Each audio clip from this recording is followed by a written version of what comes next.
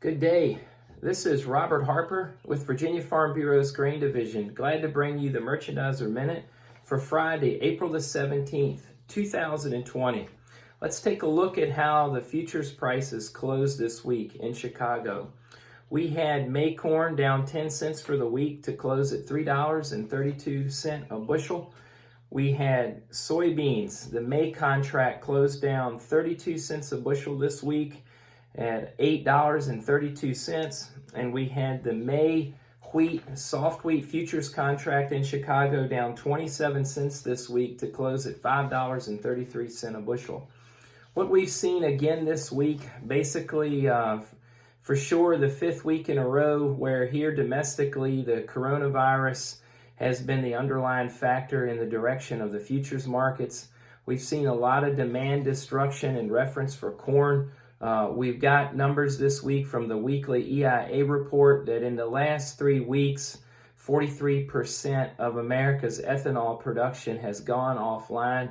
Obviously, that's had a devastating impact on many industries and shown clearly in the downward trending futures price for corn.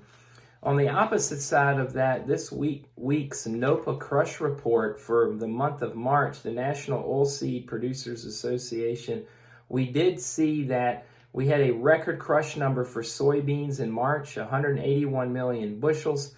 So we've got excellent demand for soybeans domestically, kind of an opposite story that it is for corn where we have weak domestic demand. But we see that excellent demand this week not being able to hold up the futures price.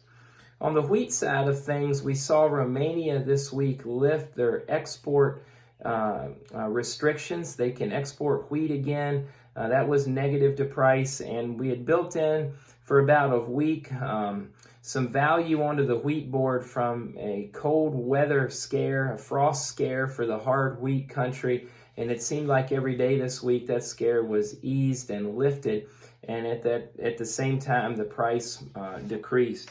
When we look at our cattle futures, we saw some stability this week on the futures board, which was a much needed and a much appreciated return. Still some obviously volatility on the cash market side, but we did see some stability come back into the futures. June live cattle closed up $5 a hundred for the week at $86.30.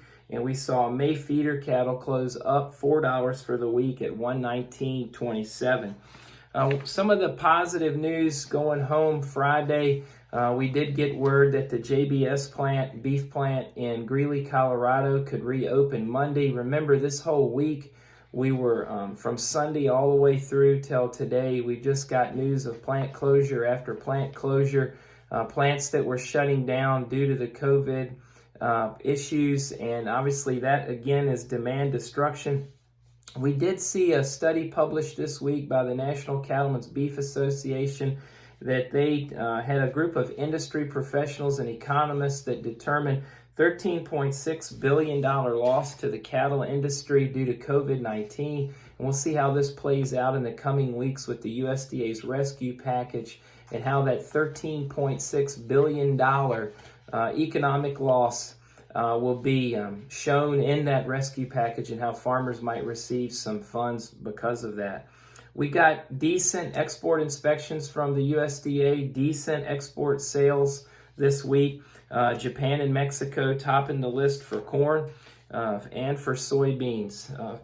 Excellent numbers there. We're seeing also this week from the U.S. Census Bureau, speaking of export sales, that China did purchase $5 billion in ag products from the U.S. in the first quarter. Remember, they're on the books for purchasing $40 billion this calendar year, so they do have some catch-up work to do, but I think we can be pretty optimistic that they're going to do what they say they're going to do this year, even amid the virus, and purchase what they said they were going to purchase. There was news stories this week of African swine fever and hog herds in China. That's disheartening. And we came into the week seeing the U.S. at 3% planted on corn. A few other eye catchers this week, obviously stunning numbers from the government. U.S. retail sales fell 8.7% in March. That drop had never happened before. And that big of a drop And we also saw that with the addition of the new unemployment numbers, 22 million Americans have filed for unemployment, and roughly that takes our unemployment to 15%.